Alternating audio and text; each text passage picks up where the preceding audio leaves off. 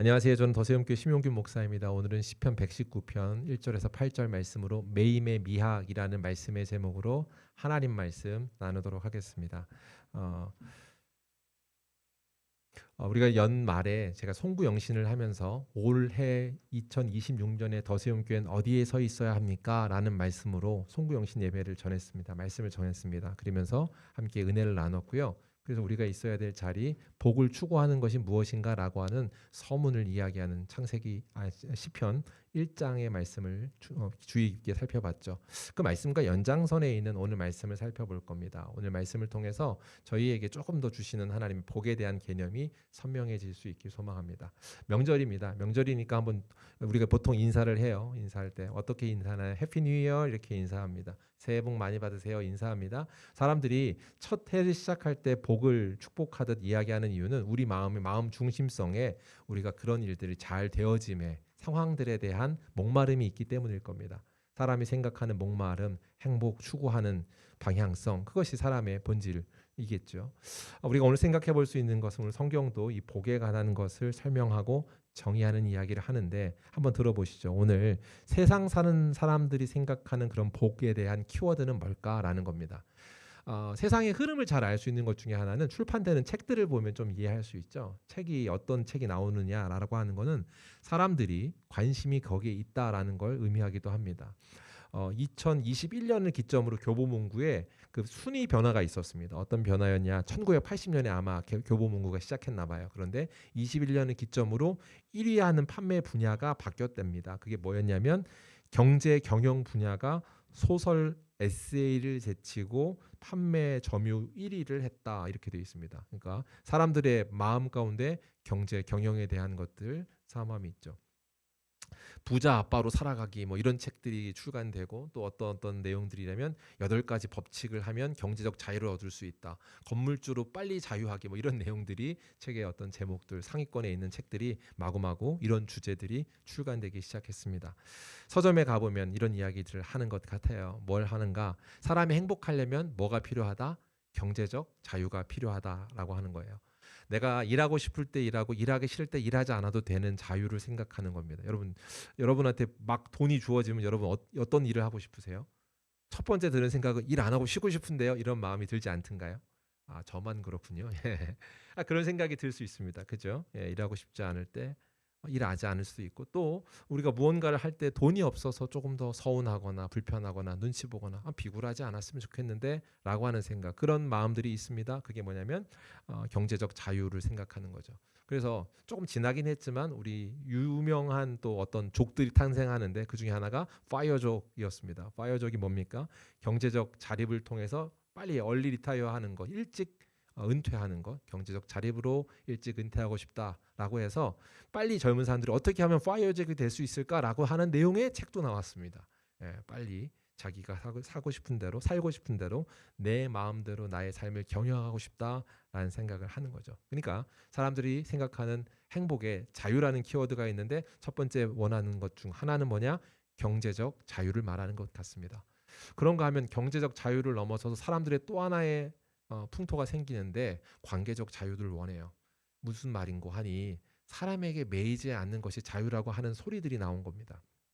어떤 거냐? 관계로부터 자유하고 싶어서 어떻게 결정을 하냐면 결혼을 하지 않으려고 하고 자녀 양육으로부터 그것이 구속이라고 생각해서 비혼이라는 것을 선택하는 사람들이 생겼다는 겁니다. 방송을 보는데 요즘 뭐 예전엔 상상 못했을 텐데 난 비혼주의자예요라고 말하는 게 조금 더 멋있어 보이는 것처럼 그려지는 경우들도 있습니다. 그리고 좀 더 자기의 의사 표현이 분명한 거야라고 말하는 것처럼 긍정적인 그런 소리들을 말하기도 합니다. 이게 뭐예요? 풍토가 바뀌고 있는 겁니다. 무엇으로부터의 자유입니까? 첫 번째 이건 관계로부터 자유인 겁니다. 제가 크게 두 가지를 얘기했는데 사람들이 그러니까 어떤 자기 행복을 추구하기 위해서 경제적 자유를 추구하고 관계적 자유를 추구하더라. 이게 사람들이 그렇게 하면 당신은 조금 더 자유로워질 수 있어라고 말하는 것 그게 세상 오늘날 우리가 사는 사회에서 말하고 있는 현대 사회의 행복의 비결 아닌가요? 그런데 오늘 성경은 그런 지금 오늘 우리가 이야기하는 사회에서 말하는 행복의 비결과는 좀 반대의 결로 이야기하는 것 같습니다. 뭘 말하고 있느냐? 반대의 비열이라고 했습니다. 오늘 시편 저자는 자유가 뭐냐면 매이는 것, 그것이 복을 주는 것이라는 이야기를 설명하고 있는 것 같아요. 시편 저자가 말하고 있는 첫 번째 1절인데요. 119편의 1절 말씀입니다. 우리 같이 한번 읽을까요? 시작. 행위가 온전하여 여호와의 율법을 따라 행하는 자들은 복이 있으며. 자, 여기서 행복이라고 하는 키워드를 뽑아낼 수 있을 텐데 성경은 행복을 내 마음대로 사는 것, 그것이 자유가 아니라 매여 있음이 자유라고 말하는 것 같아요. 율법을 따라 행하는 자들, 다시 말해 율법이 있는데 그 기준 안에 묶여 있는 것, 이렇게 말하는 의미거든요. 율법이라고 하는 하나님의 명령 안에 묶여 있는 것이 복이다, 이렇게 얘기하고 있습니다. 이게 무슨 말일까요? 이것은 마치 이런 겁니다. 사랑하는 성도 여러분, 진짜 복은 무엇입니까? 성경이 증언하는 바를 쪼려본다면 이런 거예요. 우린 막 자유롭게 마음껏 활개치며 날고 싶어, 이런 얘기를 하는데요. 실제 당신은 기차입니다. 그러면 마음껏 자기가 아무 곳이나 달리는 것이 아니라 정해져 있는 철도 위를 달릴 때 자유롭게 달릴 수 있습니다. 성경은 그걸 말하고 있습니다. 여러분이 물고기라면 어떻게 해야 돼요? 물을 떠나서 나는 자유롭고 싶어요 라고 할 때 그 자유가 아니라 물 안에서 물고기가 마음껏 떠다니는 것, 그것이 자유다라고 가르쳐 주는 겁니다. 다시 말해 여러분의 진정한 자유를 위해 묶여 있음이, 그것이 여러분에게 필요하다라고 말하고 있고, 그것을 살아낸 사람, 그 사람이 지금 이 시편의 저자로서 그걸 고백하고 있습니다. 사랑하는 성도 여러분, 우리가 인간을 창조하신 창조주의 설계 아래 사는 겁니다. 그리고 그 설계 아래 살 때, 다시 말해 그분의 명령, 그분의 율법, 그분의 그 철도 위에서만이 우리는 자유로울 수 있습니다. 그러니까 그것이 무엇입니까? 매일 때 비로소 누릴 수 있는 행복이 있다, 성경이 말합니다. 그런데 오늘 성경은 그렇게 매이는 것, 다시 말해 율법을 따라 행하는 것이 복이다라고 얘기했단 말이에요. 근데 그 근거를 조금 더 앞에 더 설명하는데, 여호와의 율법, 여호와의 명령에 매이는 게 복이야라고 말하면서 그 앞에 뭐라냐면 행위가 온전하여라고 하는 말을 설명하고 있습니다. 그러니까 행위가 온전하다라는 것, 어떤 걸까요? 여기서 이제 원어를 하나 설명하고 갈 건데, 온전하다라고 하는 말 단어가 탐임이라는 단어를 썼습니다. 이 탐임이라는 단어는 어근이 번역되는 게 이렇습니다. 완전한, 온전한, 결점 없는, 이런 말입니다. 자, 생각해 볼게요. 여러분, 저 사람은 참 흠이 없어, 온전해 라고 말할 때 우리는 어떤 생각이 떠오르나요? 그 사람이 도덕적으로 결점이 없고 또 먼지 하나 안 나오는, 털어서 먼지 하나 안 나오는 사람, 그런 사람에게 붙여지는 그런 수식어라고 생각이 듭니다. 그죠? 근데 문제는 인간이 그럴 수 있는가라는 겁니다. 반대로 우리가 자주 쓰는 표현이 뭐냐면 털어서 먼지 안 나오는 사람이 없다, 이렇게 얘기를 합니다. 왜냐하면 사람이 이렇게 온전할 수 없기 때문이죠. 그죠? 여러분은 혹시 그런 사람을 알고 계시나요? 알고 계시면 저에게도 알려주십시오. 다음번 제가 설교 때 수정을 하도록 하겠습니다. 없지 않나요? 그럴 수 없잖아요. 그러면 지금 그럴 수 없는 걸 복이라고 말하고 있으면 사람이 어떤 마음이 들어요? 박탈감이 듭니다. 할 수 없으니까요. 이 말은 무슨 말하는가? 쉽게 얘기해 볼게요. 도달할 수 없는 목표로 방향 설정을 하면 허망함을 준다는 거죠. 은수가 있는데, 미안한데 질문해도 돼요? 은수가 제일 좋아하고 갖고 싶은 게 뭐예요? 딱히 없어요. 좋아요. 고마워요. 괜히 질문했어요. 제가 얘를 원래 예준이로 들었는데 예준이가 있습니다. 예준이가 요즘에 한창 갖고 싶은 게 닌텐도를 갖고 싶어요. 닌텐도라는 걸 엄청 갖고 싶어서 여러 가지 이제 이렇게 너가 엄마한테 얘기도 하고 내가 이렇게 되면 해줄 거야, 뭐 이런 얘기를 합니다. 우리가 근데 엄마랑 얘기해서 그래 그럼 네가 원하니까 닌텐도를 사줄게라고 얘기할 때 이렇게 얘기하는 거예요. 근데 그렇진 않습니다만 예준이가 지금 반에서 꼴찌입니다. 예를 드는 겁니다. 진짜는 아닙니다. 되게 굉장히 통쾌하게 막 웃으시면서 진짜인 줄 아셔. 지금 막 성적이 나올 그게 아니거든요. 성적을 막 학교에서 체크하지 않거든요. 남의 집 자식이라고 꼴찌라고 하니까 너무 기뻐하시는데. 네, 아무튼 예준이 꼴찌인데 이 아이한테 그럼 너 닌텐도를 갖고 싶으면 좋아, 사줄게. 그 대신 조건이 있어. 너 전국 1등하면 사줄게. 이렇게 말을 했습니다. 그럼 이 아이는 어떤 생각이 들까요? 포기하죠. 허망하죠. 말도 안 되는 걸 불가능하다고 생각하면 포기하게 됩니다. 왜냐하면 전국 1등이에요. 반에서 1등도 아니고 전교 1등도 아니고 전국 1등이라고 말해버리면 어때요? 어떻게 해요? 그냥 포기해버리게 됩니다. 그러니까 무슨 말이냐면 여기서 온전한 사람에게 그 사람이 묶여 있음이 복이야라고 말할 때 온전함이라는 전제를 가지고 이야기하면 모든 사람이, 그러니까 흠없이 정결하게 아무것도 할 수 없는 목표치 같은 말을 했다라면 우리는 모두 이 말씀 밖으로 그냥 자연스럽게 나랑은 무관한 말씀이네 이렇게 생각하게 된다는 말이죠. 자, 그러면 무슨 말을 하는 걸까?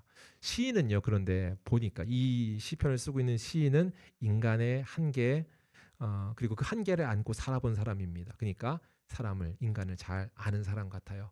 그가 살아보니까 그게 안 된다는 것 또한 경험한 것 같습니다. 말씀을 보시면 4절 말씀인데요. 이건 제가 세번역 성경으로 가지고 왔는데 4절 말씀 같이 읽어보겠습니다. 같이 읽습니다. 시작.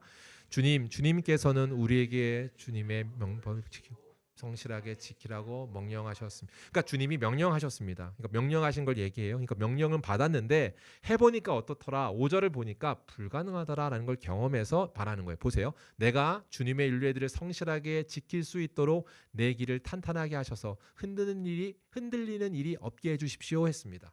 질문해 볼게요. 그가 지금 기도하든 말하고 있는데 흔들리지 않게 해주세요라고 한다면 그 사람의 경험은 뭐가 있었다는 거예요? 흔들렸다는 겁니다. 길에서 엇나가다 벗어나다 원어적인 의미들을 좀 더 살펴보면 그럴 수 있는데 그러니까 길이 있는데 길을 내가 계속 이탈했다라고 하는 경험을 갖고 있습니다. 그래서 길을 이탈하지 않도록 나를 붙들어 주세요라고 말하는 겁니다. 그러니까 무슨 말인가요? 살아봤습니다. 그리고 인간의 한계를 알고 있습니다. 그리고 그 인간의 한계를 아는 사람이 지금 다시 말하는데 하나님께 붙들리는 것, 다시 말해 온전함이 복이야라고 말한다는 거죠. 탐임이 복이라고 말했습니다. 그러면 탐임이 복이라고 말할 때 이 단어, 이 말은 무엇을 의미하는가? 흠없이 아무것도 죄짓지 않는 도덕적으로 완벽한 사람은 복이 있어 이 말은 아닐 거란 말입니다. 그렇죠? 그럴 거면 이 얘기를 꺼내면 안 되죠. 아무도 못 지킬 얘기니까. 그러면 이 단어의 본질적인 의미는 어떤 걸까요? 구약 성경을 보면 이 탐임을 수식하는 성경 인물들이 좀 나옵니다. 여러 명이 나오는데 그들을 생각할 때 우리가 설명을 뒤에 하겠는데 그들을 통해서 우리가 종합해 볼 수 있는 결론은 뭐냐면 이 단어는 단순히 도덕적 무결점한 삶이 아니라 나뉘지 않는 마음이라는 의미가 훨씬 더 맞을 겁니다. 나뉘지 않는 마음이라는 게 뭐냐면 행위의 온전함이 아니라 방향의 일관성 이렇게 이해하시면 됩니다. 무슨 말이에요? 방향의 일관성. 방향의 일관성이 복의 비밀이라고 말하고 있습니다. 제가 설명해 볼게요. 어떤 이야기를 말하는가? 자, 방향의 일관성이라는 이야기를 설명하면서 오늘 아까 말한 이 탐임이란 단어로 수식한 성경의 구약의 인물들이 있는데 그 중에 한 사람을 소개할 건데 전 욥을 소개하겠습니다. 욥이 있습니다. 욥을 떠올리면서 아마 여러분 생각을 해보실 수 있습니다. 욥기 1장 1절입니다. 같이 읽을까요? 시작.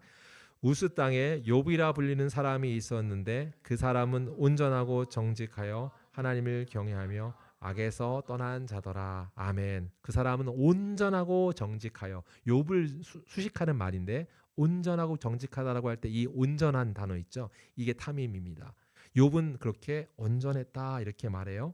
그러면 욥의 인생을 생각할 때 그가 그렇지 탐임이다라는 말의 의미가 좀 선명해집니다. 한번 생각해 보면 욥은요 하루 아침에 모든 걸 잃어버리는 고난 고통의 대명사 사람입니다. 그죠? 그가 참 온전한 사람이야라고 할 때 하나님과 또 사단이 시험하듯 어떻게 보면 그런 사람이 어디 있어요라고 하면서 충동질하며 그를 해하려고 하는 내용들이 담겨 있죠. 서론에 그 담겨진 내용을 가지고 욥 인생에 고난이 찾아왔습니다. 근데 어떤 고난이 오냐면 하루 아침에 모든 걸 잃어버렸다 할 만큼이에요. 그가 굉장히 큰 부자거든요. 그러니까 우리가 있는 세계 최대 부자라 할 만큼 아주 큰 거부였는데 그 사람이 모든 재산을 하루아침에 잃어버립니다. 하루아침에 재산을 잃어버린 것뿐만 아니라 자녀들이 한날 한시에 다 죽습니다. 그리고 어떤 일이 벌어져요? 그 상황 가운데 그 모든 재산과 모든 걸 잃어버릴 뿐만 아니라 온몸에 악창이 나서 고통스러워지는 육신의 고통을 깊게 경험하는 시간을 갖습니다. 그런데 욥이 그런 모든 것들을 이제 경험하고 잃어버리는 과정 중에 이런 말을 해요. 모든 것을 잃어버렸다. 아까 말한 재산도 잃어버리고 자녀가 같은 날 그 일이 벌어지거든요.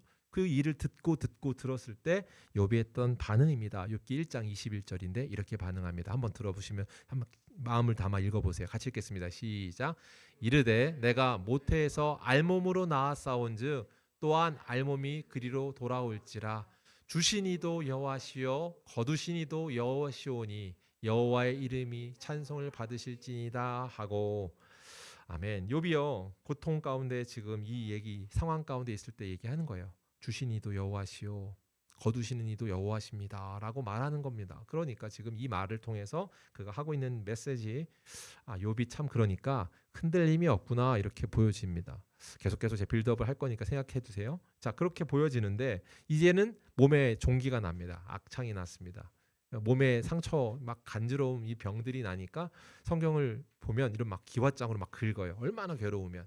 그리고 그 괴로움 가운데 있습니다. 그때 괴로워하는 모습을 보고 이제는 또 다른 충동이 옵니다. 어떤 충동이냐면 옆에 있는 아내가 이야기합니다. 충동질을 합니다. 그러면 가서 죽어라 이렇게 얘기해요. 생각해 보세요. 몸이 진짜 아프기도 하고 모든 걸 다 잃어버린 것도 그런데 나의 힘이 되어되고 나의 지지자가 되어줄 누군가가 나를 등을 돌린 것 같을 때 감정적으로 오는 절벽이 있죠. 여러분 그러지 않으신가요? 누군가 그렇게 말하는 겁니다. 보세요. 2장 9절을 보세요. 같이 읽겠습니다. 시작.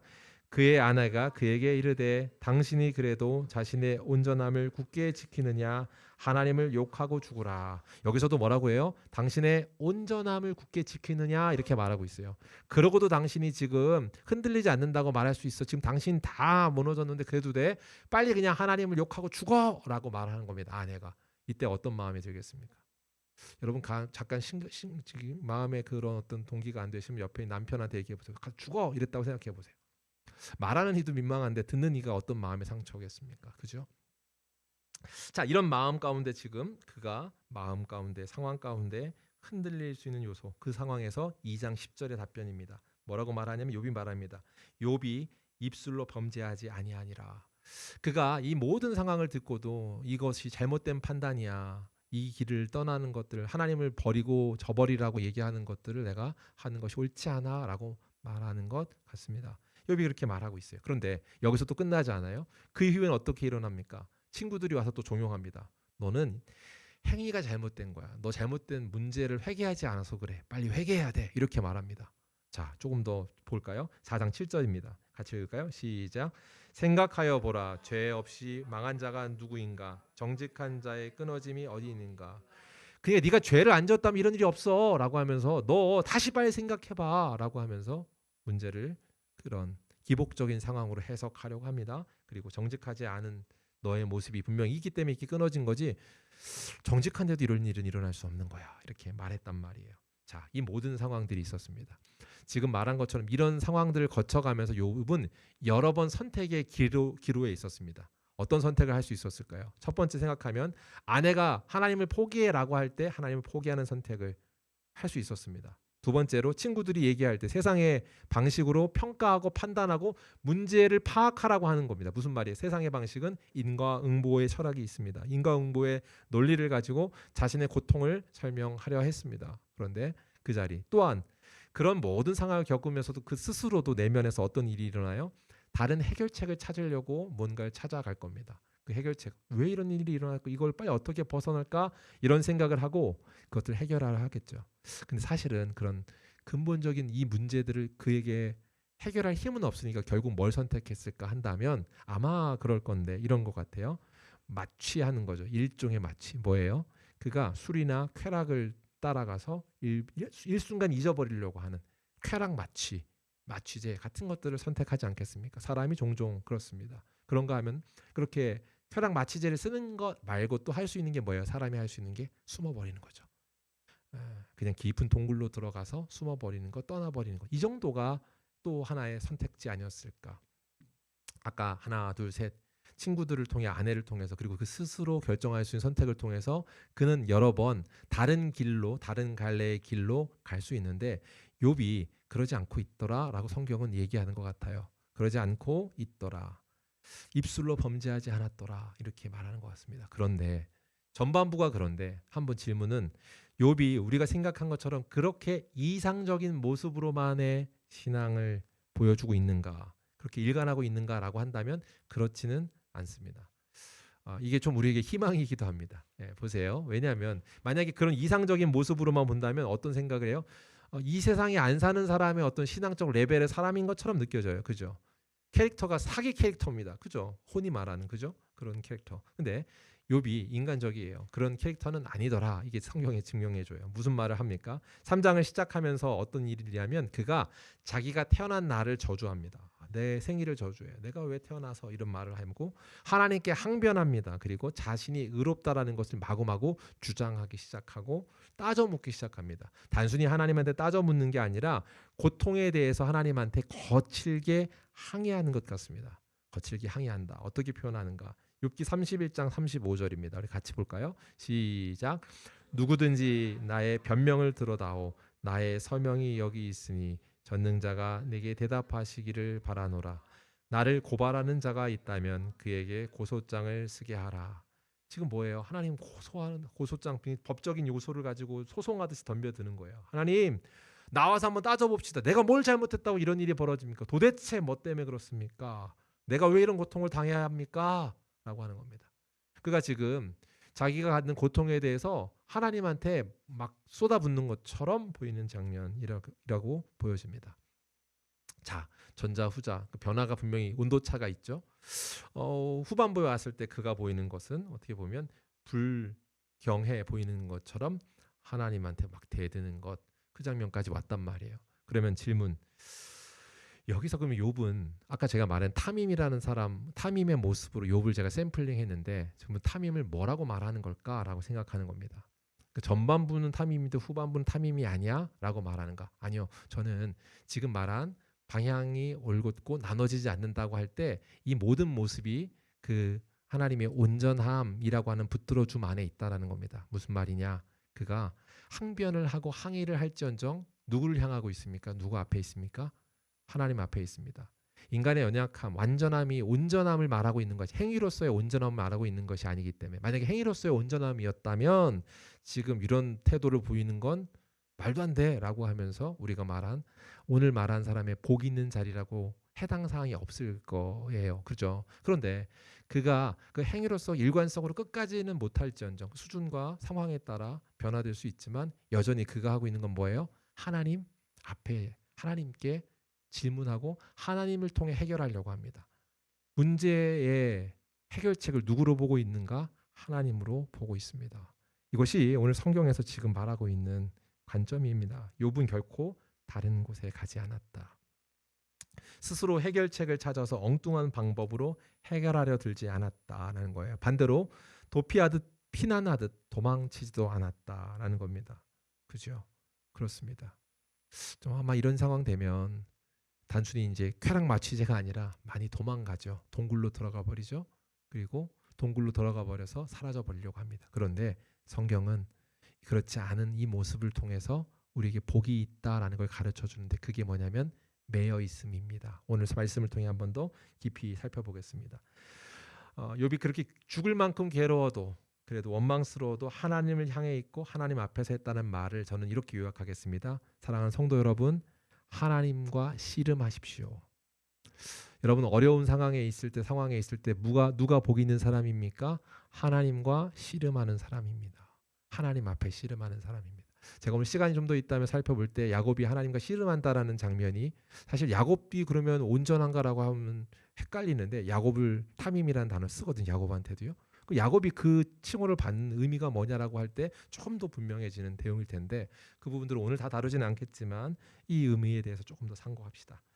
자, 마음과 세상이 있습니다. 세상이 하나님 사이 그 사이에 세상과 하나님 사이를 갈팡질팡하는 마음이 들 때 그것이 아니라 방향의 일관성 하나님께 향해 있는 것 이것이 복이라고 제가 설명했습니다. 그러면 이 복이 우리에게 얼마만큼 사실 드러나고 있는가 생각하면 성도들의 삶을 더 보고 저와 여러분의 삶을 볼 때 우리 참 마음이 무겁습니다. 왜냐하면 우리는 욥과 같은 수준도 못 되기 때문 아닌가요? 그러니까 욥이 말하고 있는 것처럼 조금 힘든 거 이것들을 참 그래도 많이 방어하는 것 같은데 우리 조금만 힘들면 어떻게 돼요? 마음이 나뉘어집니다. 경제적으로 힘듦이 타격이 옵니다. 퍼뜩 그 생각이 들면 뭐래요? 돈이 하나님보다 더 커집니다. 금방 그것이 반응이 나오죠. 그런가 하면 사람에게 상처를 받습니다. 누군가의 관계에서 틀어집니다. 그러면 문제를 어디서 해결하려고 해요? 또 다른 사람을 통해 위로받으려고 합니다. 그러니까 우리가 본성이 뭐냐면 문제의 근원이 되어 있을 때 문제의 근원 그 앞에 하나님께로 나아가는 자리로 그 문제를 사용하는 것이 아니라 우리 스스로 그 해결책을 찾아 떠나더라는 거예요. 다시 말해 그 방향성이 틀어지더라라는 겁니다. 우리의 방향이 여러 방향으로 흘러갑니다. 유혹 앞에서 흔들립니다. 그리고 고통이라고 하는 걸 통해서 하나님을 의심하고 성공이라고 하는 주제 앞에서 우리는 목적 성취를 위해 이탈해 버립니다. 그게 우리입니다. 그러나 우리 스스로 이 얘기를 통해서 하나 알게 되는 건 우리가 그를 탐임할, 어떻게 말하면 흔들림 없는 방향을 곧게 할 힘과 실력이 없구나 하는 걸 아는 겁니다. 어떻게 그럼 이 복을 우리 복으로 누릴 수 있는가, 삼을 수 있는가, 어떻게 그 일이 가능한가? 자, 구약에서 이 탐임이라는 단어를 사용하면서 인물들을 소개하는데 그 중에 하나 또 한 명 소개할 건데 창세기 6장에 나오는데 그는 누구냐면 노아에게도 이 단어를 쓰고 있습니다. 노아를 볼까요? 노아는 6장 9절에 이렇게 말합니다. 그는 의인이요 당대의 완전한 자라 이렇게 했습니다. 같이 읽어볼까요? 시작. 이것이 노아의 족본이라. 노아는 의인이요 당대의 완전한 자라. 그는 하나님과 동행하였으며. 그가 완전한 자입니다. 그리고 하나님과 동행했다 합니다. 여기서 완전한이 탐임이거든요. 그가 완전하다라고 하는 게 뭘까? 그분이 아까 말한 것처럼 방향성이라고 했다면, 일관성이라고 했단 말이에요. 그가 하나님께로 향하고 있던 사람입니다. 그래서 어떻게 했습니까? 하나님과 동행했습니다. 이렇게 말하는 걸로 읽힐 수 있습니다. 하나님과 함께하는 방향으로 하나님과 동행한 사람, 사랑하는 성도 여러분, 그것이 성도의 복입니다. 하나님께 향하여서 하나님과 동행하는 복을 누리십시오. 할렐루야. 그 복이 저와 여러분에게 선물로 주어져 있습니다. 그리고 그 복을 온전히 누리십시오. 그런데 그 방향성, 그 완전한 자로서 하나님과 동행했다. 그러니까 쉽게 아까 예화로 설명한 것처럼 그 말은 무슨 말이냐면 그가 하나님의 철도 위에 있으므로 자유롭게 달렸다. 그것을 흩어지지 않고 올곧게 갔다라고 말하는 겁니다. 그분과 함께. 그래서 동행이라고 표현할 수 있겠죠. 하나님의 방향성에 따라가는 삶이라는 겁니다. 그런데 이 일은 쉬운 일은 아닙니다. 노아가 한 일은 뭐냐면 인류가 참 타락했습니다. 타락해서 하나님이 물로 심판하세요. 모두 쓸어버려요. 그리고 남은 자들 다시금 하나님의 질서 원리를 따라가겠습니다라고 하면서 결정하고 순종하는 사람들이 하나님의 배에 올라타는 겁니다. 그걸 방주라고 하죠. 큰 배, 노아의 방주에 타는 겁니다. 노아의 방주를 타기 위해서 노아는 순종하면서 방주를 짓습니다. 어디다 지어요? 산 꼭대기 위에 짓습니다. 산 꼭대기에 배를 짓고 있으니까 어떤 일이 벌어졌을까요? 여러분이 산 꼭대기에 배를 짓고 있으면 어떤 생각을 하세요? 어떤 시선이 느껴져요? 얘 미친 거 아니야? 이런 이거 말도 안 되는 일인데 뭐 하고 있어? 라고 하는 시선을 따갑게 막 받을 겁니다. 그죠? 근데 노아가 그 일을 그런 시선이 있음에도 불구하고 그냥 올곧게 그 일을 하고 있는 것. 그게 탐임이죠. 그 일들을 합니다. 묵묵히 흔들림 없이 갑니다. 왜 이게 가능했을까? 제가 아까 서두에 말했는데 불가능하다는 건 우리에게 말했던 우리의 상황인데 이게 가능하게 된 이유도 설명하고 있습니다. 성경에서 우리 6장 9절을 설명하는데 그가 그렇게 완전한 자야라고 말하는 것의 설명을 앞서 한 절 앞에 이렇게 설명했습니다. 6장 8절에 원인이 나옵니다. 같이 읽을까요? 시작. 그러나 노아는 여호와께 은혜를 입었더라. 성경은 먼저 말해요. 그가 흔들림 없는 방향성을 달릴 수 있는 이유에 대해서 뭐라고 설명해요? 은혜가 그에게 있어서라고 말합니다. 그는 실력이 없습니다. 우리도 실력이 없습니다. 우리가 그렇게 그냥 일관된 방향성으로 쭉 가는 게 불가능합니다. 하다못해 생각해 보세요. 여러분 자녀 교육을 실천하고 이렇게 실행할 때도 우리는 일관성이 없습니다. 그러지 않던가요? 어떨 때는 우리가 이렇게 해야지, 이렇게 자녀를 돌봐야지라고 하지만 어느 순간 늘 우리의 본성이 올라와서 어떻게 해요?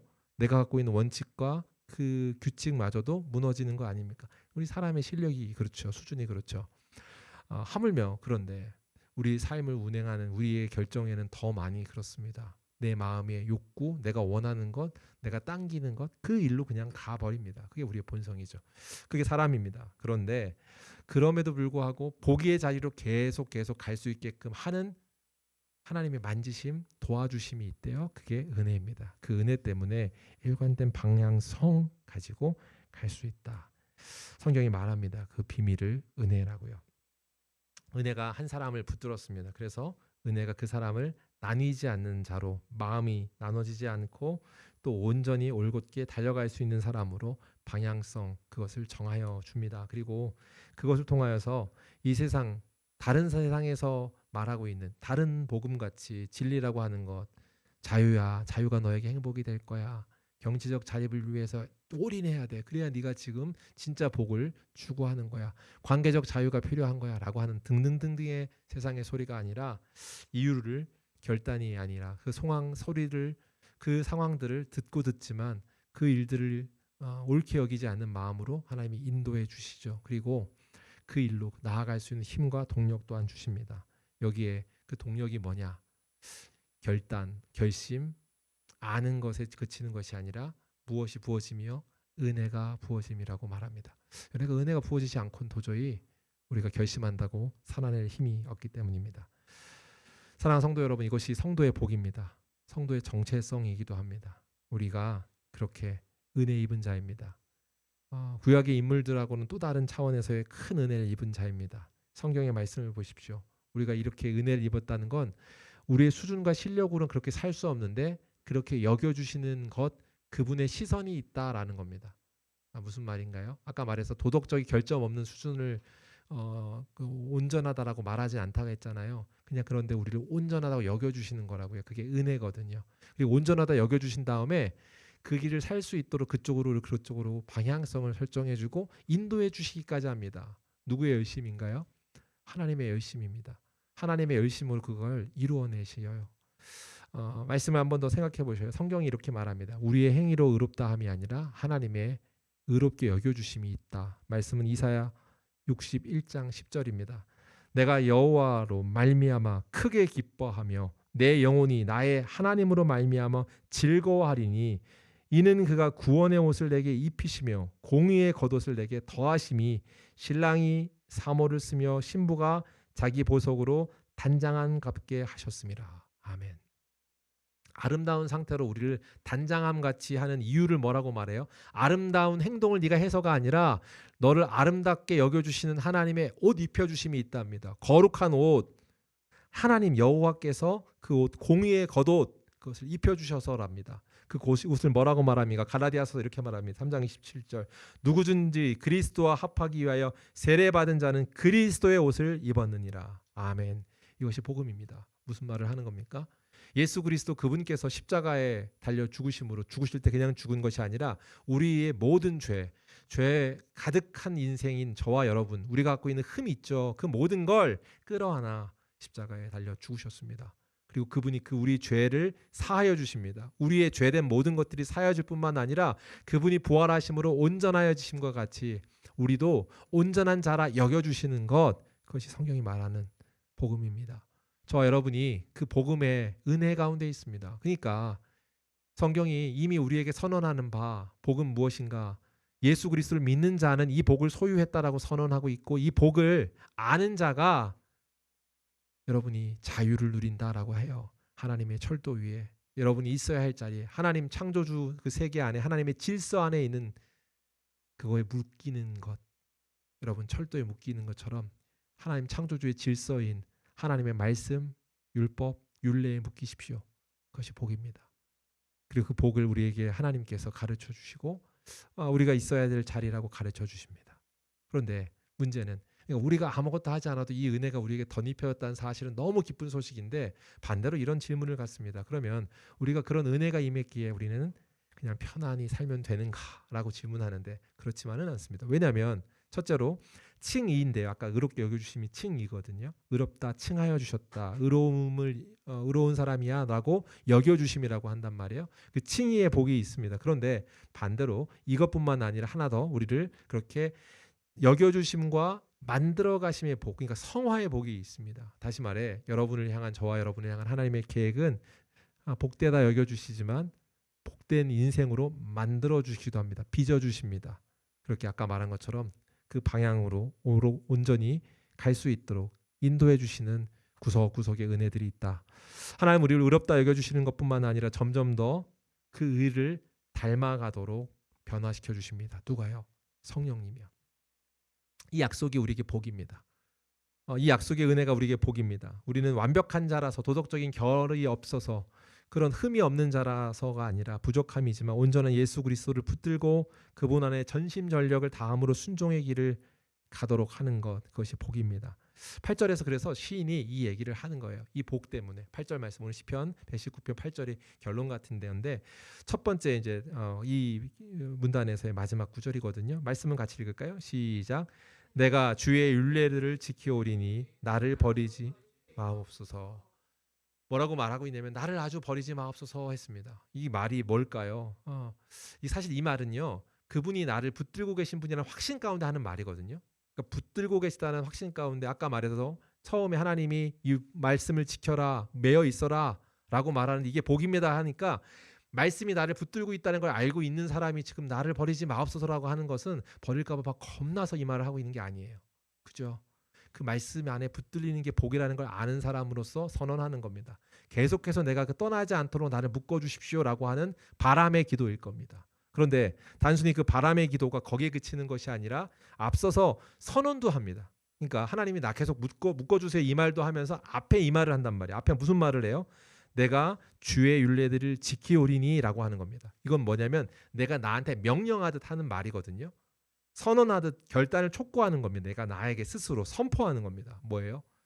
율법이 나에게, 내가 율법들을 지키는 자로서 그 복 있는 자리로 내가 계속 가겠나이다라고 하는 그 스스로의 선언.